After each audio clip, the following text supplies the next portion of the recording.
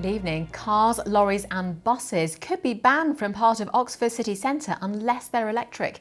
Oxfordshire County Council wants to bring in a zero emission zone to reduce pollution.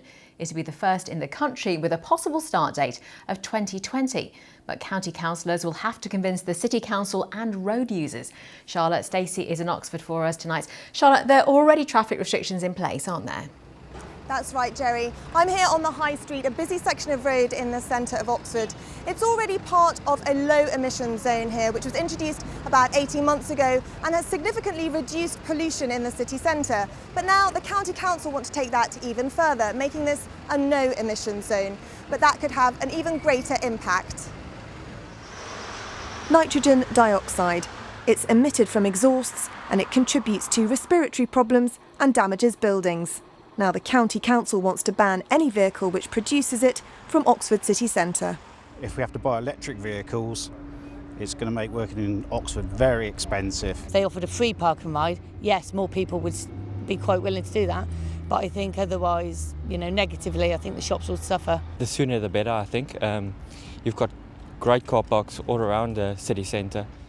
The current low emission zone will become a zero emissions zone. But bus companies who've already had to comply with the new low emission regulations say they'll struggle with the timescales. We welcome the vision for a zero emission zone in Oxford, but we believe it needs to be phased in. So we believe we can deliver an ultra low emission zone where vehicles meet the Euro 6 engine standard perhaps by 2025 and a zero emission zone perhaps by 2030 or 2035 when the technology is fully developed. To manage deliveries, what's called a transshipment centre is being suggested.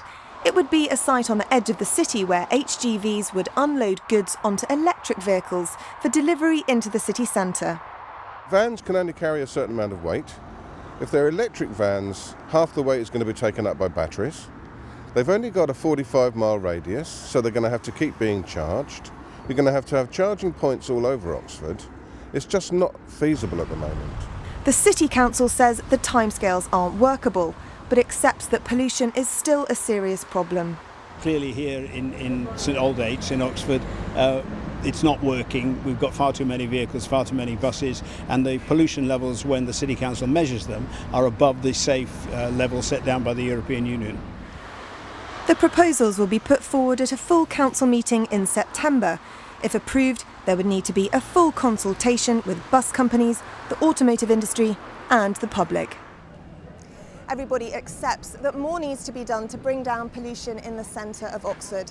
But the County Council admits that if vehicle technology has not significantly advanced enough by 2020, it will have to adjust its timescales.